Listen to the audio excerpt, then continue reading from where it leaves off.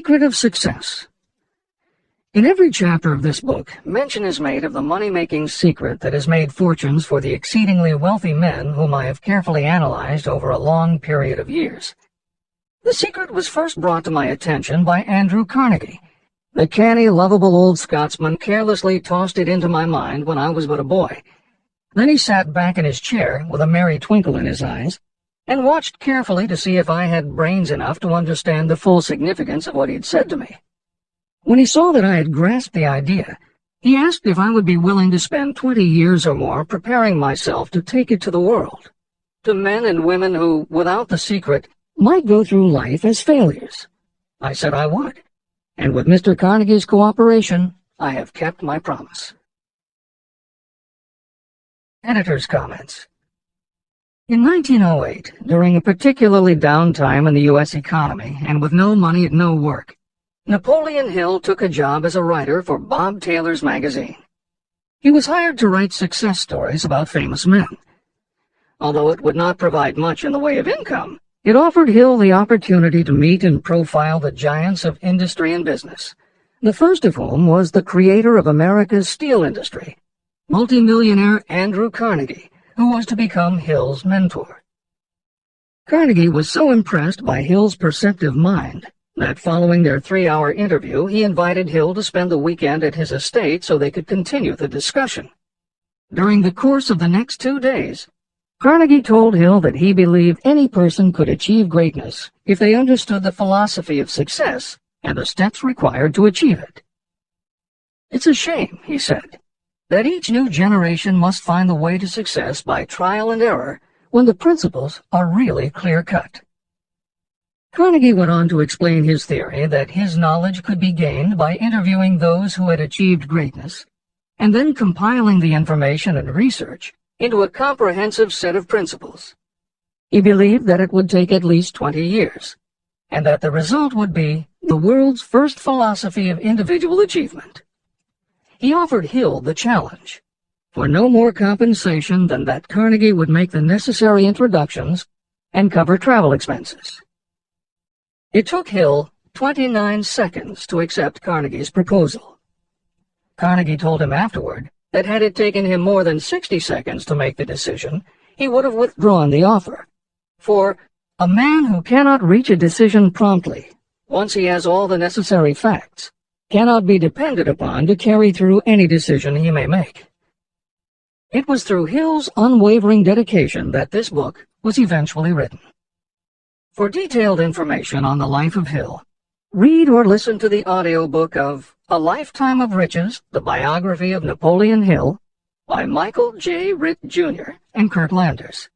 Michael Ritt worked as Hill's assistant for 10 years and was the first employee of the Napoleon Hill Foundation, where he served as executive director, secretary, and treasurer. The material in his book comes from his own personal knowledge of Hill, as well as from Hill's unpublished autobiography. That is the end of the editor's comment.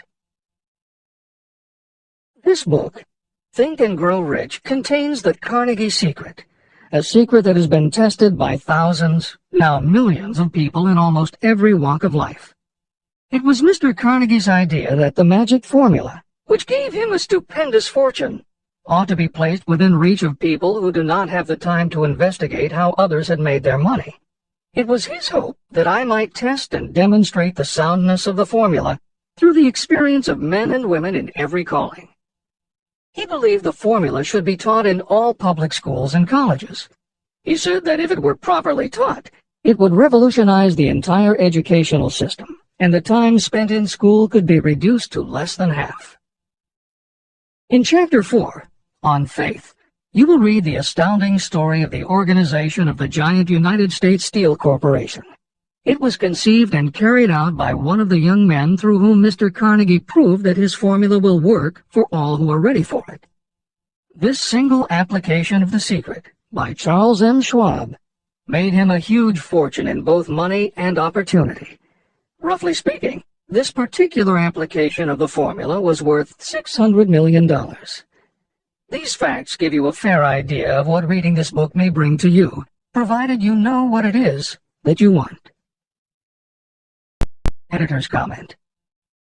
According to one method of calculation, through inflation alone, it would take approximately $20 in 2001 to buy what $1 would have bought in 1901.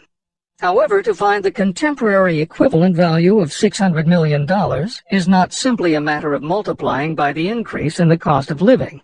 Although there are other factors and variables in calculating buying power, even by conservative estimates, the $600 million would translate into at least $12 billion at the beginning of the 21st century. That's the end of the editor's comment. The secret was passed on to thousands of men and women who have used it for their personal benefit. Some have made fortunes with it. Others have used it successfully in creating harmony in their homes. A clergyman used it so effectively that it brought him an income of upwards of $75,000 a year, approximately $1.5 million in contemporary terms. Arthur Nash, a Cincinnati tailor, used his near-bankrupt business as a guinea pig on which to test the formula. The business came to life and made a fortune for its owners. The experiment was so unique that newspapers and magazines gave it millions of dollars worth of publicity. The secret was passed on to Stuart Austin Weir of Dallas, Texas. He was ready for it, so ready that he gave up his profession and studied law. Did he succeed? You'll read the answer in Chapter 6. Specialized knowledge. While I was the advertising manager of the LaSalle Extension University, I had the privilege of seeing J.G. Chaplin, president of the university, use the formula so effectively that he made LaSalle one of the great extension schools of this country. The secret is mentioned no fewer than 100 times throughout this book. It has not been directly named, for it seems to work more successfully when it is merely left in sight, where those who are ready and searching for it may pick it up. That is why Andrew Carnegie passed it to me without giving me its specific name. If you are ready to put it to use, you will recognize this secret at least once in every chapter, but you will not find an explanation of how you will know if you are ready. That would deprive you of much of the benefit you will receive when you make the discovery in your own way.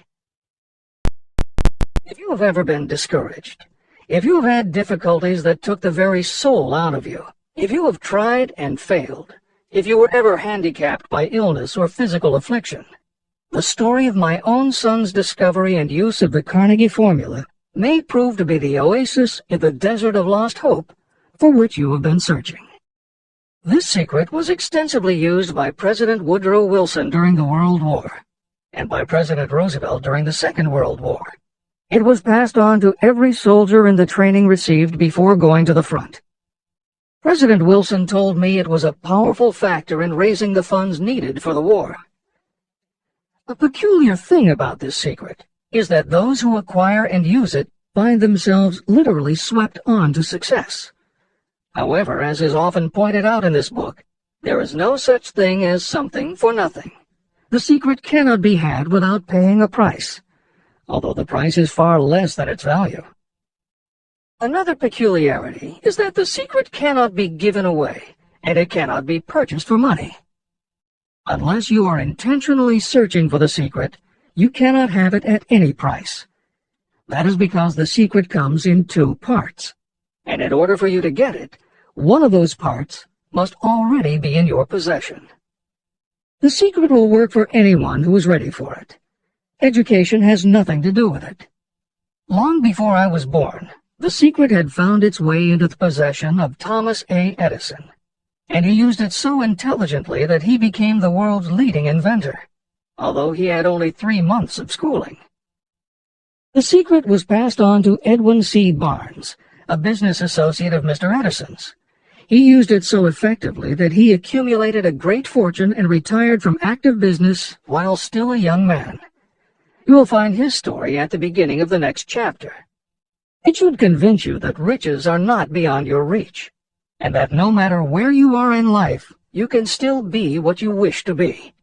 Money, fame, recognition, and happiness can be had by you if you are ready and determined to have these blessings.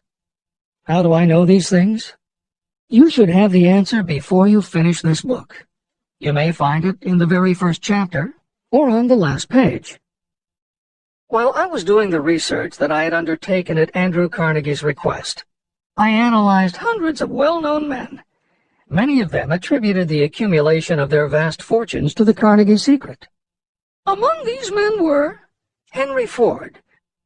Founder of the Ford Automobile Company, Ford started with no money and little education, yet became one of the most successful self-made businessmen in American history.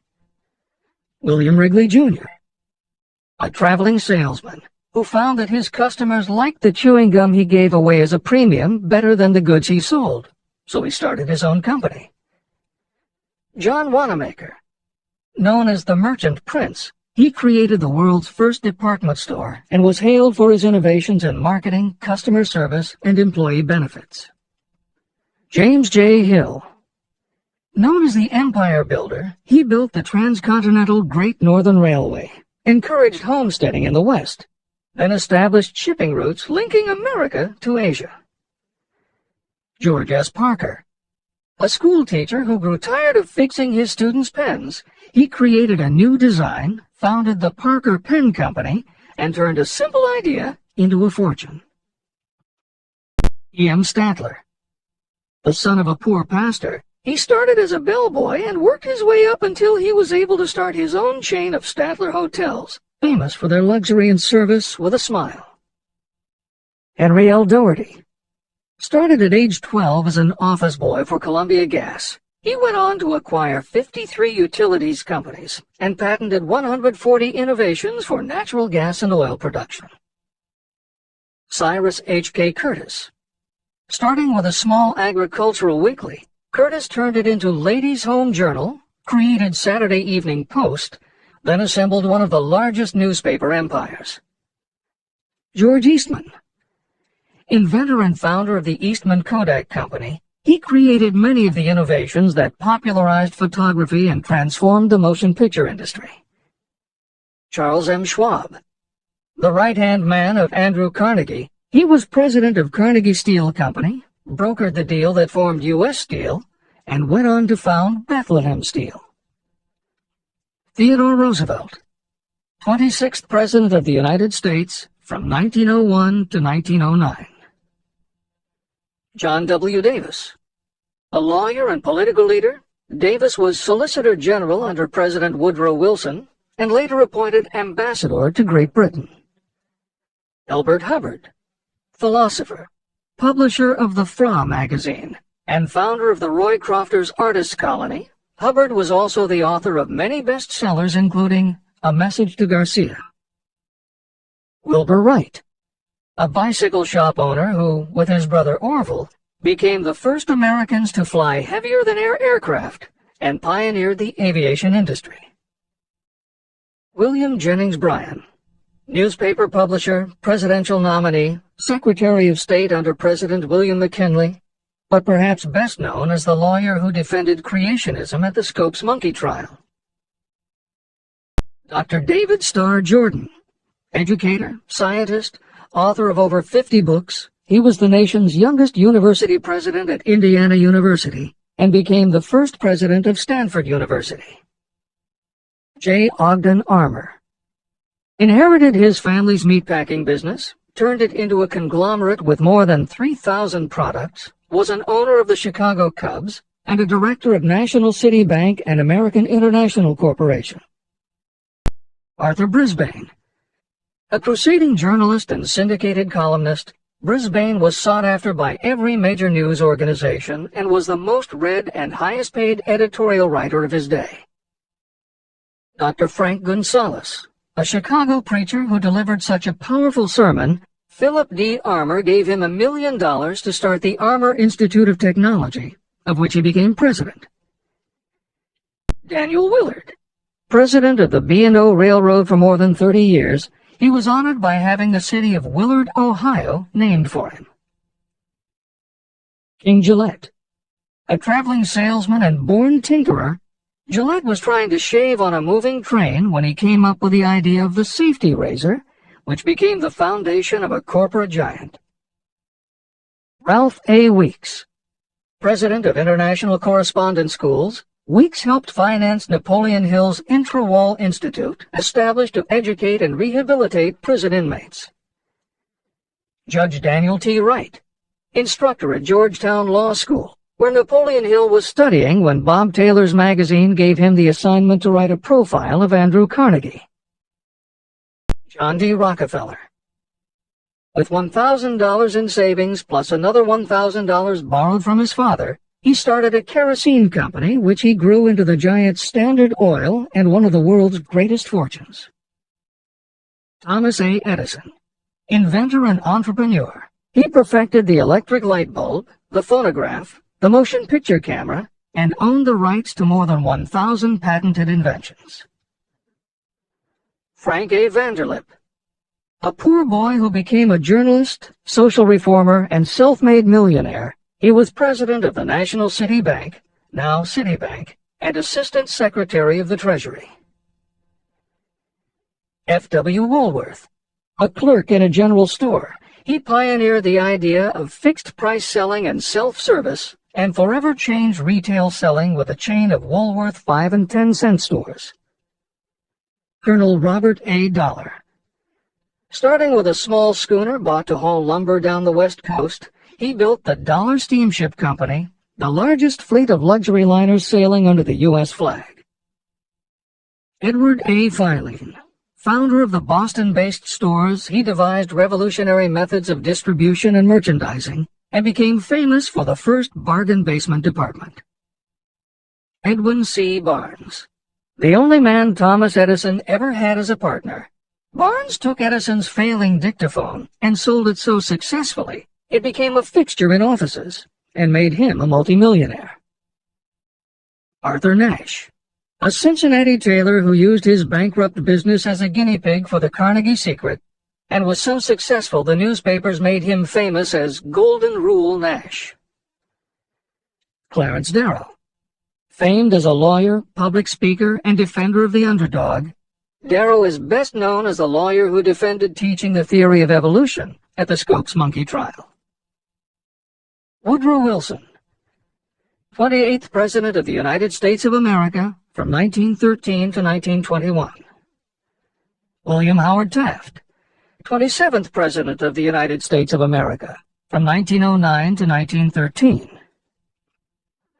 Luther Burbank, world-renowned horticulturalist who introduced over 800 varieties of new plants in his effort to improve the quality of plants and thereby increase the world's food supply. Edward W. Bok. Although he had only 6 years schooling, by the age of 20 he was editor of Ladies' Home Journal, which he helped to build into the world's most widely circulated magazine.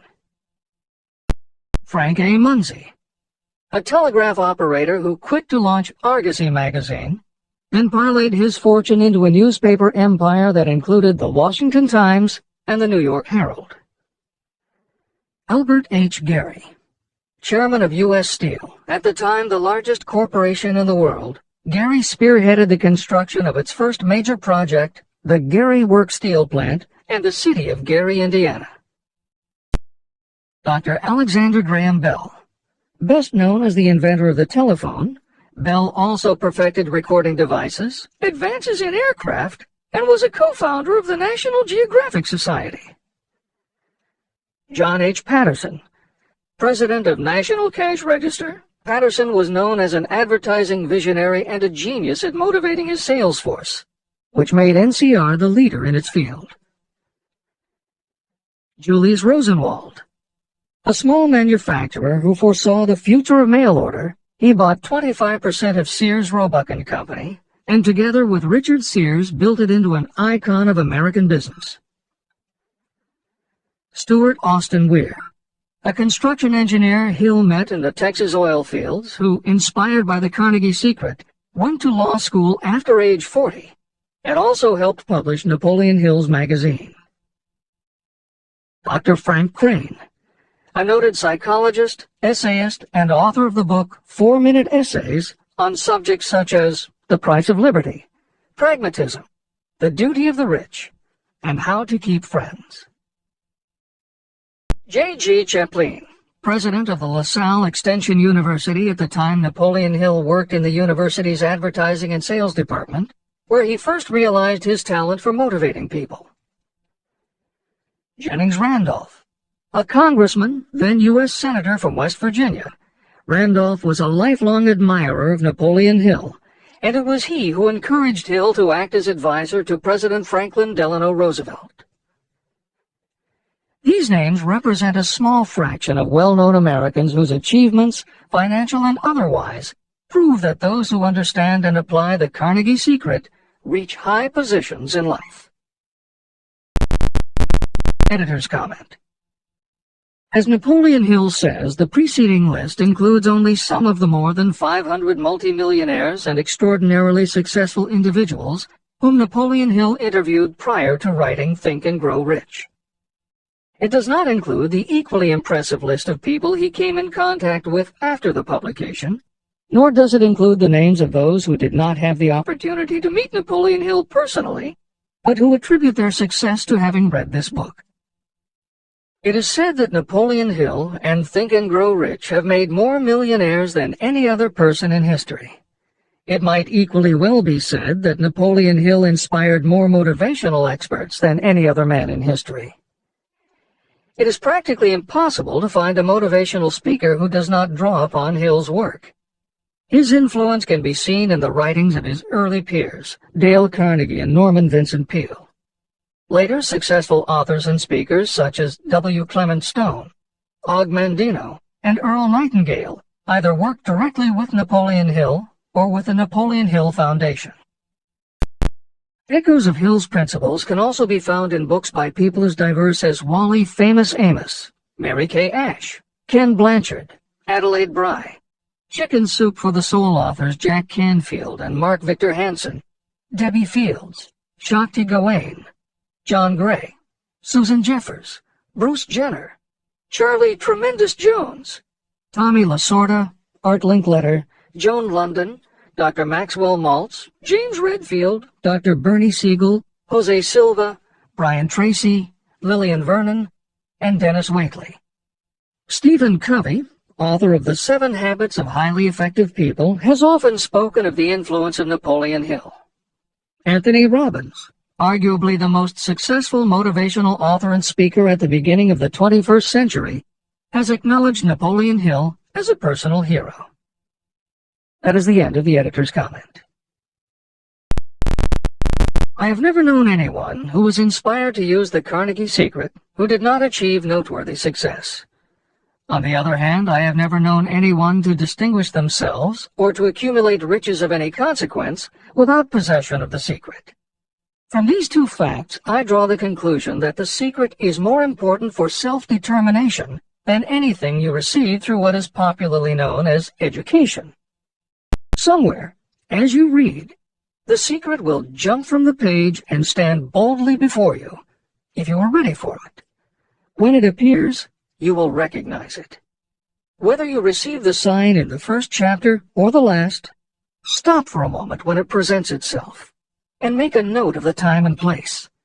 You will want to remember, because it will mark the most important turning point of your life. Remember, too, as you go through the book, that it deals with facts and not with fiction. Its purpose is to convey a great universal truth through which you, if you are ready, may learn what to do and how to do it. You will also receive the needed stimulus to make a start. As a final word of preparation, may I offer one brief suggestion which may provide a clue how the Carnegie secret may be recognized? It is this: achievement and all earned riches have their beginning in an idea. If you are ready for the secret, you already possess one half of it. Therefore, you will recognize the other half the moment it reaches your mind. Editor's comment.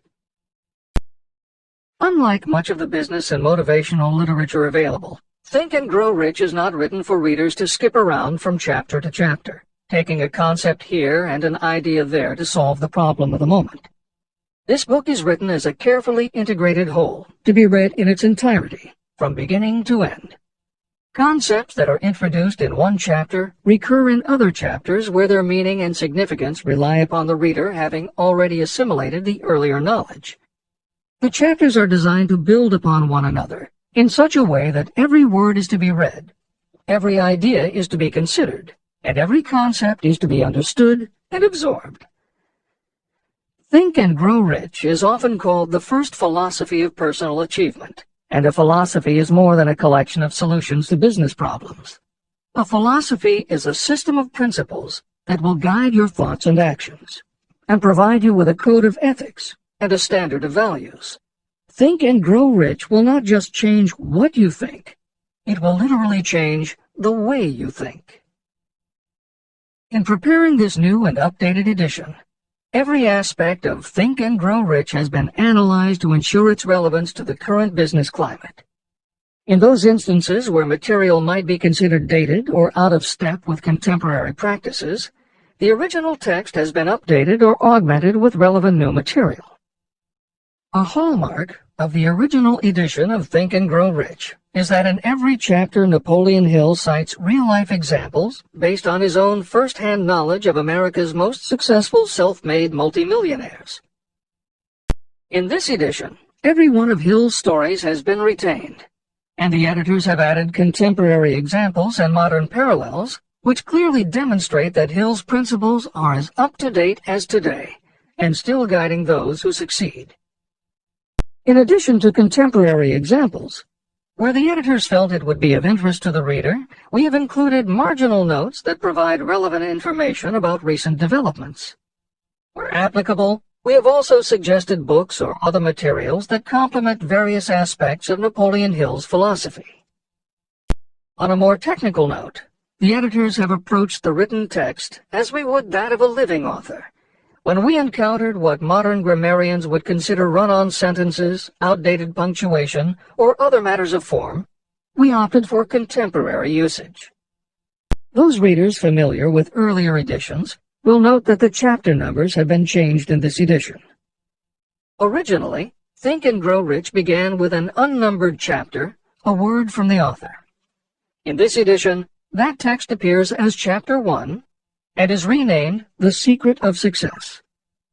The chapters that follow are renumbered sequentially and proceed in their original order. The chapter that was previously titled The Mystery of Sex Transmutation has been retitled Sexuality, Charisma and Creativity, and the text has been restructured and annotated to reflect the role of women in contemporary society. All editorial commentary is clearly set off in a font and style that is different from the original text. This is the end of the editor's comments.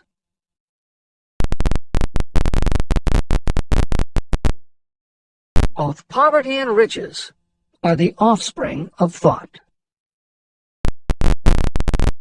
Chapter 2. Thoughts are things. The man who thought his way into partnership with Thomas A. Edison. Truly, thoughts are things, and powerful things, when they are mixed with definiteness of purpose, persistence, and a burning desire for their translation into riches or other material objects. Some years ago, Edwin C. Barnes discovered how true it is that you really can think and grow rich. His discovery did not come about at one sitting. It came little by little, beginning with a burning desire to become a business associate of the great Thomas Edison. One of the chief characteristics of Barnes' desire was that it was definite. He wanted to work with Edison, not for him. Pay close attention to the story of how he turned his desire into reality, and you'll have a better understanding of the principles that lead to riches. When this desire, or this thought, first flashed into his mind, he was in no position to act upon it. Two problems stood in his way. He did not know Mr. Edison, and he did not have enough money to buy a train ticket to West Orange, New Jersey, where the famed Edison Laboratory was located. These problems would have discouraged the majority of people from making any attempt to carry out the desire. But his was no ordinary desire. The Inventor and the Tramp. Edwin C. Barnes presented himself at Mr. Edison's laboratory and announced that he had come to go into business with the inventor. Years later, in speaking about that first meeting, Mr. Edison said about Barnes, "He stood there before me looking like an ordinary tramp, but there was something in the expression of his face which conveyed the impression that he was determined to get what he had come after. I had learned from years of experience with men that when a man really desires a thing so deeply that he is willing to stake his entire future on a single turn of the wheel in order to get it, he is sure to win. I gave him the opportunity he asked for, because I saw he had made up his mind to stand by until he succeeded. Subsequent events proved that no mistake was made." It could not have been the young man's appearance that got him his start in the Edison office. That was definitely against him. It was what he thought that counted. Barnes did not get his partnership with Edison on his first interview. What he did get was a chance to work in the Edison offices at a very nominal wage. Months went by. Nothing happened to bring nearer the goal that Barnes had set as his definite major purpose. But something important was happening in Barnes' mind. He was constantly intensifying his desire to become the business associate of Edison. Psychologists have correctly said, when one is truly ready for a thing, it puts in its appearance. Barnes was ready for a business association with Edison, and he was determined to remain ready until he got what he was seeking. He did not say to himself, "Ah, well, what's the use? I guess I'll change my mind and try for a salesman's job." But he did say, "I came here to go into business with Edison, and I'll accomplish my goal if it takes the remainder of my life." He meant it. What a different story people would tell if only they would adopt a definite purpose and stand by that purpose until it had time to become an all-consuming obsession. Maybe young Barnes did not know it at the time, but his bulldog determination and his persistence in focusing on a single desire was destined to mow down all opposition and bring him the opportunity he was seeking. When the opportunity came, it appeared in a different form and from a different direction than Barnes had expected. That is one of the tricks of opportunity. It has a sly habit of slipping in by the back door, and often it comes disguised in the form of misfortune or temporary defeat.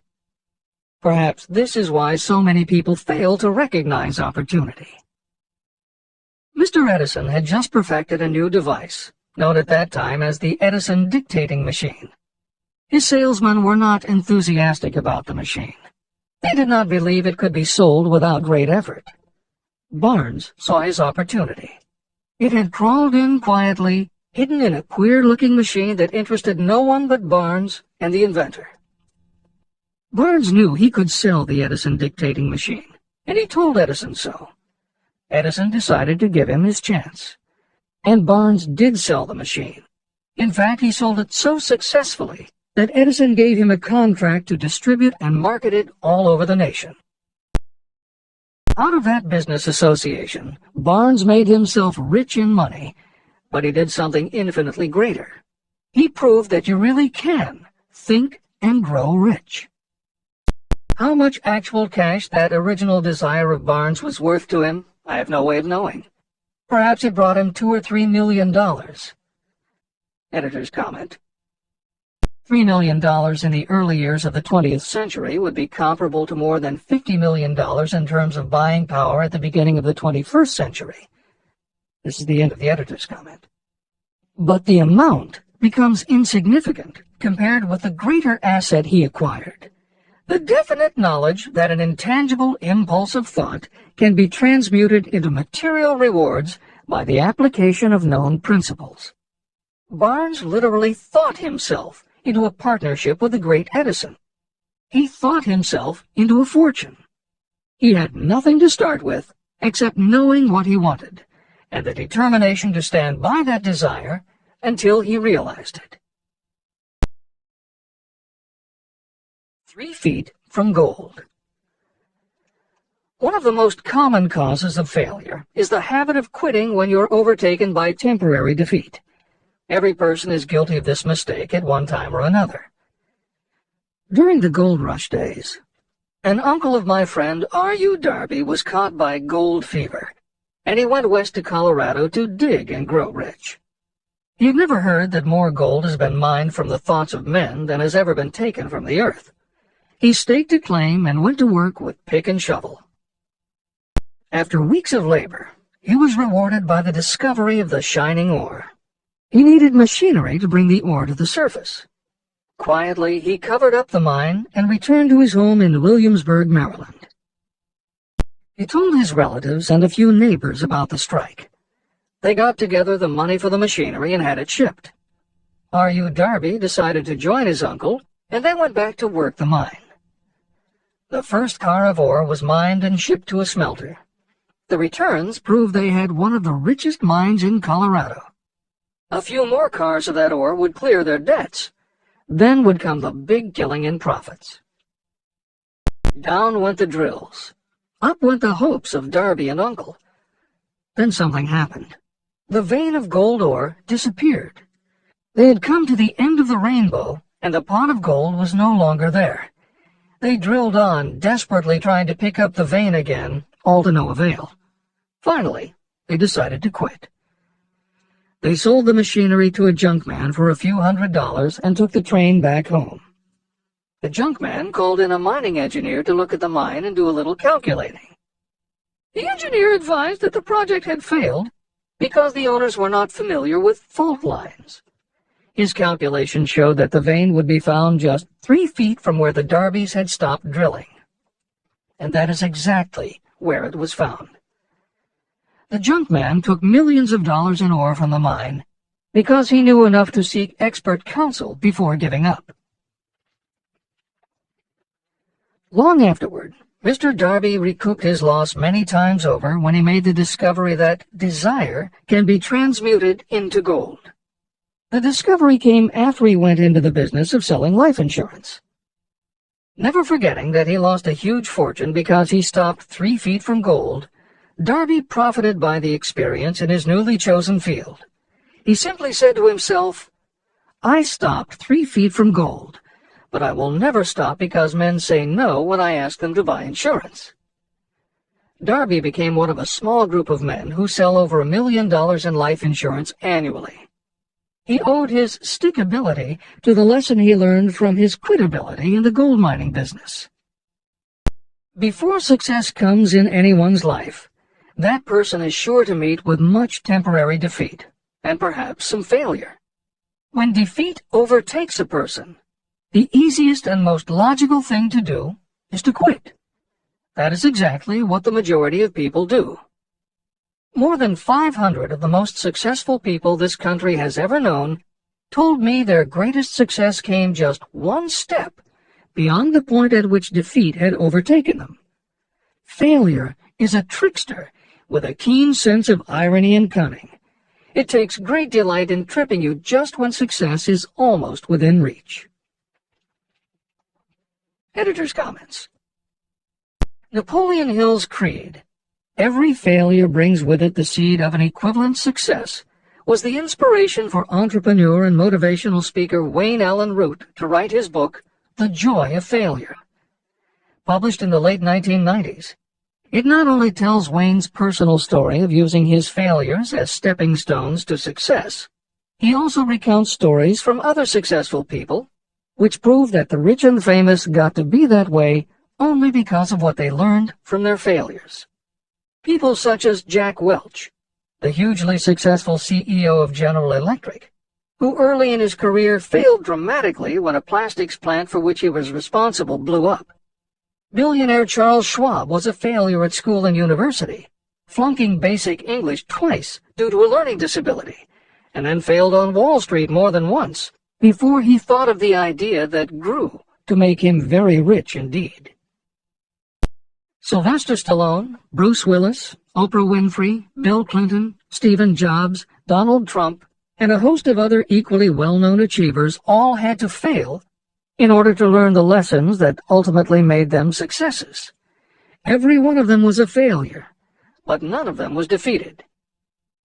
Charles F. Kettering, who patented more than 200 inventions, including the automobile ignition, the spark plug, Freon for air conditioners and the automatic transmission, said, "From the time a person is 6 years old until he graduates from college, he has to take 3 or 4 examinations a year. If he flunks once, he's out." But an inventor is almost always failing. He tries and fails maybe 1,000 times. If he succeeds once, then he's in. These two things are diametrically opposite. We often say that the biggest job we have is to teach a newly hired employee how to fail intelligently. We have to train him to experiment over and over, and to keep on trying and failing until he learns what will work. Failures are just practice shots. This is the end of the editor's comment. A 50-cent lesson in persistence. Shortly after Mr. Darby received his degree from the University of Hard Knocks, he witnessed something that proved to him that no does not necessarily mean no. One afternoon, he was helping his uncle grind wheat in an old-fashioned mill. The uncle operated a large farm on which a number of sharecropper farmers lived. Quietly, the door was opened, and a small child, the daughter of a tenant, walked in and took her place near the door. The uncle looked up, saw the child, and barked at her roughly, "What do you want?" Meekly, the child replied, "My mom says to send her 50 cents. "I'll not do it," the uncle retorted. "Now you run on home." But she did not move. The uncle went ahead with his work, not noticing that she did not leave. When he looked up again and saw her still standing there, he said, "I told you to go on home. Now go, or I'll take a switch to you." But she did not budge. The uncle dropped a sack of grain he was about to pour into the mill hopper and started toward the child. Darby held his breath. He knew his uncle had a fierce temper. When the uncle reached the spot where the child was standing, she quickly stepped forward 1 step, looked up into his eyes, and screamed at the top of her voice, "My mom's got to have that 50 cents!" The uncle stopped, looked at her for a minute, put his hand in his pocket, took out $50, and gave it to her. The child took the money and slowly backed toward the door, never taking her eyes off the man whom she had just conquered. After she had gone, the uncle sat down on a box and looked out the window into space for more than 10 minutes. He was pondering, with awe, over the whipping he had just taken. Mr. Darby, too, was doing some thinking. This was the first time in all his experience that he had seen a child deliberately master an adult. How did she do it? What happened to his uncle that caused him to lose his fierceness and become as docile as a lamb? What strange power did this child use that made her master of the situation? These questions flashed into Darby's mind, but he did not find the answer until years later, when he told me the story. Strangely, the story of this unusual experience was told to me in the old mill on the very spot where the uncle took his whipping. As we stood there in that musty old mill, Mr. Darby repeated the story and finished by asking, "What can you make of it? What strange power did that child use that so completely whipped my uncle?" The answer to his question will be found in the principles described in this book. The answer is full and complete. It contains enough details and instructions for you to understand and apply the same force that the little child accidentally stumbled upon. Keep your mind alert, and you will learn exactly what strange power came to the rescue of the child. You may catch a glimpse of the power in this chapter, or it may flash into your mind in some later chapter. If you stay alert to the possibility, somewhere you will find the idea that will quicken your receptive powers and place at your command this same irresistible power. It may come in the form of a single idea, or it may come as a complete plan or a purpose. It may even cause you to go back over your past experiences of failure or defeat, and in doing so, it may bring to the surface some lesson by which you can regain all that you lost through defeat. After I had explained to Mr. Darby the power unwittingly used by the little child, he mentally retraced his 30 years as a life insurance salesman. As he did so, it became clear to him that his success was due, in no small degree, to the lesson he had learned from the child. Mr. Darby pointed out, "Every time a prospect tried to bow me out without buying, I saw that child standing there in the old mill, her big eyes glaring in defiance, and I said to myself, I've got to make this sale. The better portion of all sales I've made were made after people had said no." He also recalled his mistake in having stopped only 3 feet from gold. "But," he said, "that experience was a blessing in disguise. It taught me to keep on keeping on, no matter how hard the going may be. A lesson I needed to learn before I could succeed in anything." Mr. Darby's experiences were commonplace and simple enough, yet they held the answer to his destiny in life. In fact, to him the experiences were as important as life itself, and he was able to profit from these 2 important experiences because he analyzed them and found the lesson they taught. But what if you don't see the events of your life as being experiences of such profound significance? And what about the young person who doesn't yet have even minor failures to analyze? Where and how will they learn the art of converting defeats into the stepping stones to opportunity? That is exactly why this book was written, to answer those questions. To convey my answer, I have constructed 13 principles. These principles work individually or together as catalysts. The specific answer that you are looking for may already be in your own mind. Reading these principles may be the catalyst that causes your answer to suddenly come to you as an idea, a plan, or a purpose. One sound idea is all you need to achieve success. These 13 principles contain the best and most practical ways and means of creating ideas. Success consciousness. Before I go any further in the description of these principles, you should know this. When riches begin to come, they come so quickly and in such great abundance that you will wonder where they've been hiding during all those lean years. This is an astounding statement, especially when you take into consideration the popular belief that riches come only to those who work hard and long. When you begin to think and grow rich, you will observe that riches begin with a state of mind, with definiteness of purpose, with little or no hard work. What you need to know now is how to acquire the state of mind that will attract riches. I spent 25 years researching the answer to that question, because I, too, wanted to know how wealthy men become that way. What you will learn is that as soon as you master the principles of this philosophy, and begin to apply those principles, your financial status will begin to improve. Everything you touch will begin to transmute itself into an asset for your benefit. Impossible? Not at all. One of the main weaknesses the average person suffers is too much familiarity with the word impossible. We know all the rules that will not work. We know all the things that cannot be done. This book was written for those who seek the rules that have made others successful and are willing to stake everything on those rules. Success comes to those who become success conscious. Failure comes to those who allow themselves to become failure conscious. The object of this book is to help you learn the art of changing your mind from failure consciousness to success consciousness. Another weakness is the habit of measuring everything and everyone by your own impressions and beliefs. Some of you reading this will have trouble believing that you can think and grow rich because your thought habits have been steeped in poverty, misery, failure, and defeat. This kind of thinking reminds me of the story about the man who came from China to study at the University of Chicago. One day, President Harper met this young man on campus and stopped to chat with him for a few minutes. He asked what had impressed him as being the most noticeable characteristic of the American people. "Why," the student exclaimed, "the unusual shape of your eyes. It's all a matter of perspective and habit. The same is true of your belief in what a person can achieve.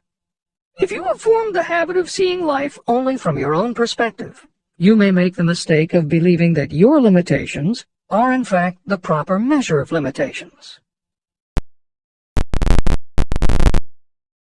The impossible Ford V8 motor. When Henry Ford decided to produce his famous V8 motor, he chose to build an engine with the entire 8 cylinders cast in one block. Ford instructed his engineers to produce a design for the engine. The design was drawn up on paper, but the engineers agreed to a man that it was simply impossible to cast an 8-cylinder engine block in one piece. Ford said, "Produce it anyway." But they replied, "It's impossible." "Go ahead," Ford commanded, "and stay on the job until you succeed, no matter how much time is required." So the engineers went ahead. 6 months went by. Nothing happened. Another 6 months passed, and still nothing. The engineers tried every conceivable plan to carry out the orders, but the thing seemed out of the question. Impossible. At the end of the year, Ford again checked with his engineers, and again they told him they had found no way to carry out his orders. "Go right ahead," said Ford. "I want it, and I'll have it." They went ahead. And then, as if by a stroke of magic, the secret was discovered. The Ford determination had won once more. Henry Ford was a success because he understood and applied the principles of success. One of these principles is desire, knowing clearly what you want. Remember this Ford story as you continue reading this book. Pick out the lines in which the secrets of his stupendous achievement have been described. If you do this, if you can put your finger on those particular principles that made Henry Ford rich, you may equal his achievements in almost any calling for which you are suited. Editor's comments. To those readers who may interpret Ford's actions as nothing more than obstinacy, the editors would point out that he was employing a technique that has become a common part of strategic planning in many industries, including aerospace, computers, medicine, and the military. When launching large, complicated, long-term projects, the planners often know that at certain points along the way, they will need components that simply do not yet exist. The fact that at the beginning there is no way to get from A to B does not deter them. There are many parts of the project they can get started on now, and they just assume that by the time they get to the point where they will need a technology or a device, they will have solved the problem of making it, and they have been proven right time and again. Stated simply, the technique is to clearly know what you want to accomplish, have faith in your ability to do it, and persist until you have accomplished your goal. This is the end of the editor's comments. Why you are the master of your fate. When the famed English poet William Henley wrote the prophetic lines, "I am the master of my fate, I am the captain of my soul," he should have informed us that the reason we are the masters of our fate, the captains of our souls, is that we have the power to control our thoughts. He should have told us that it is because in some way our brains become magnetized with the dominating thoughts that we hold in our minds. And it is as though our magnetized minds attract to us the forces, the people, and the circumstances of life that are in sync with our dominating thoughts. He should have told us that before we can accumulate riches in great abundance, we must magnetize our minds with intense desire for riches.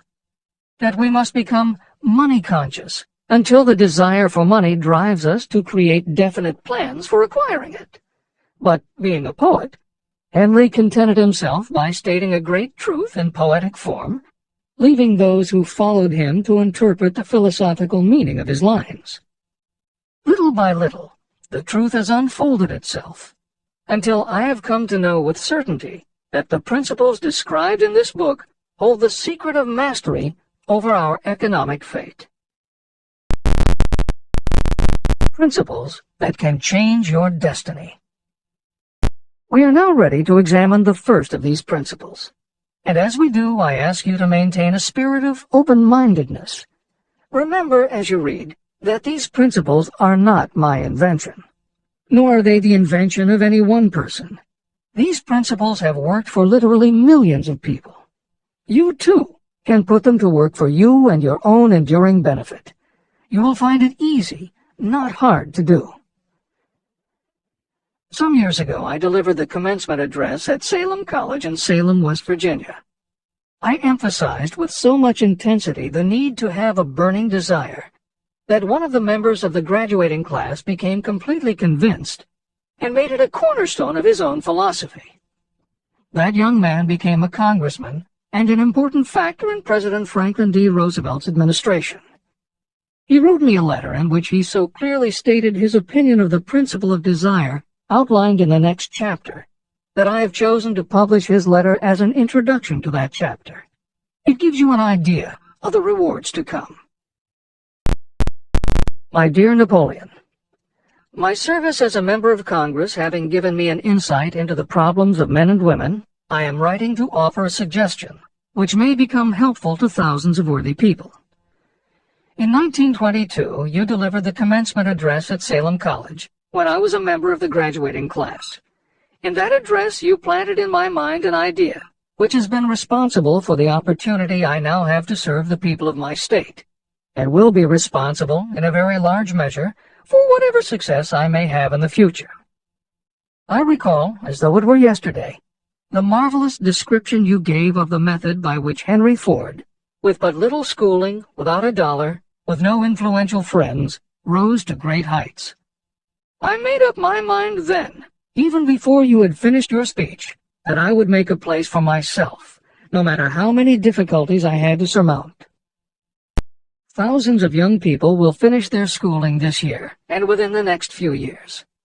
Every one of them will be seeking just such a message of practical encouragement as the one I received from you. They will want to know where to turn, what to do to get started in life. You can tell them, because you have helped to solve the problems of so many, many people. There are thousands of people in America today who would like to know how they can convert ideas into money. People who must start from scratch, without finances, and recoup their losses. If anyone can help them, you can. If you publish the book, I would like to own the first copy that comes from the press, personally autographed by you. With best wishes, believe me, cordially yours, Jennings Randolph. Since that time in 1922, I watched Jennings Randolph rise to become one of the nation's leading airline executives, a great inspirational speaker, and a United States Senator from West Virginia.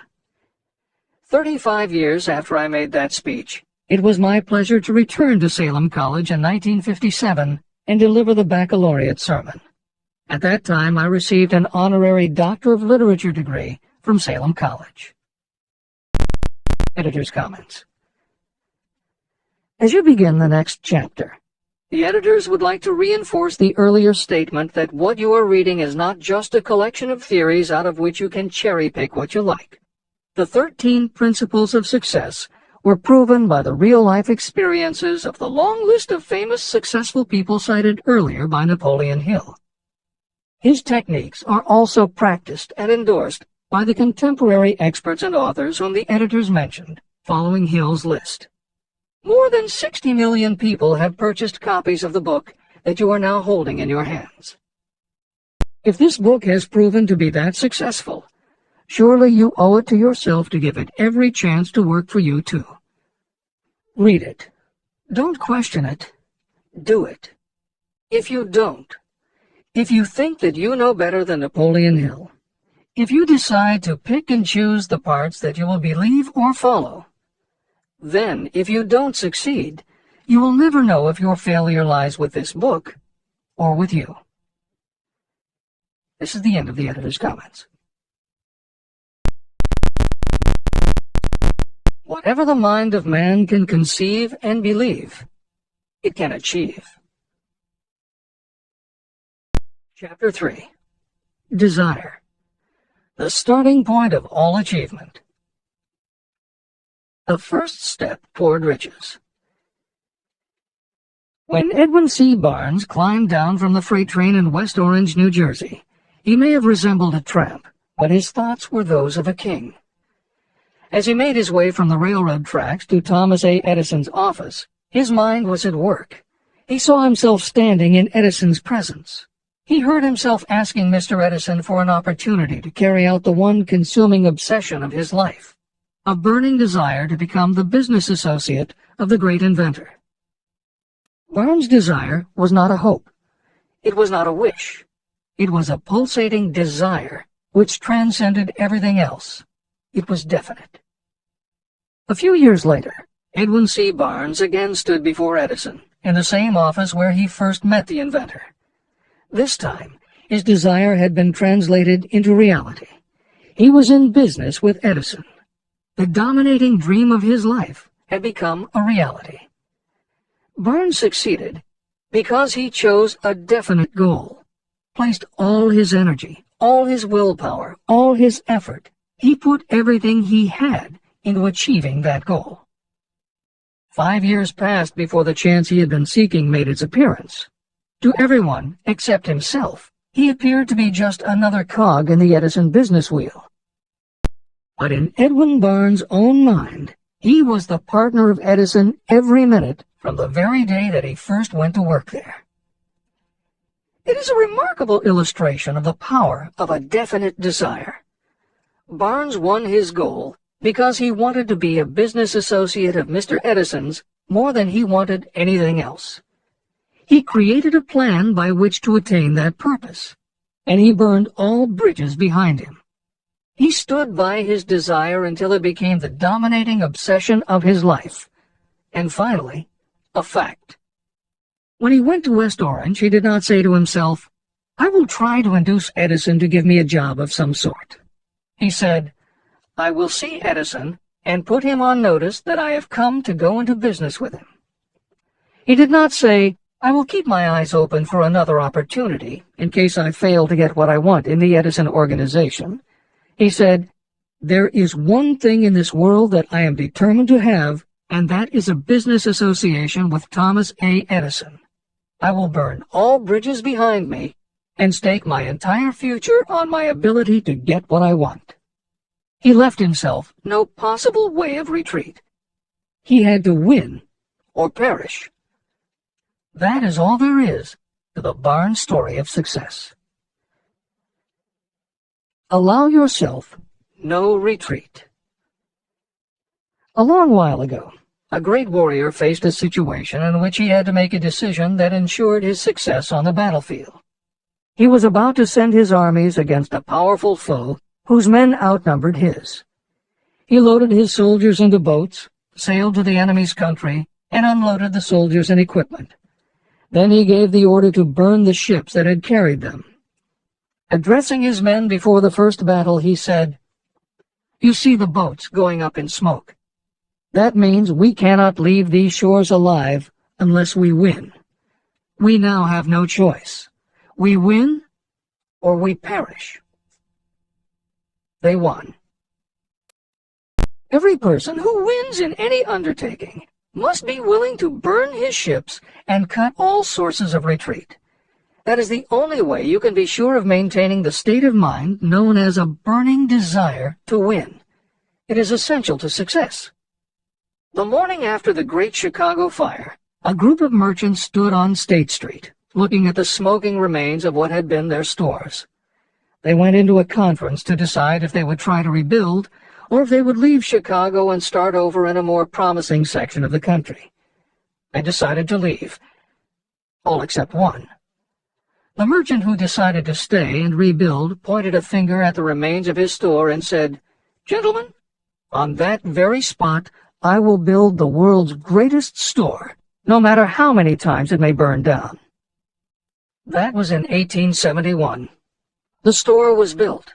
It still stands there today. The Marshall Fields department store is a towering monument to the power of that state of mind known as a burning desire. The easy thing would have been for Marshall Field to do exactly what his fellow merchants did. When the going was hard and the future looked dismal, they pulled up and went where the going seemed easier. Mark well this difference between Marshall Field and the other merchants. It is that difference which distinguishes those who succeed from those who fail.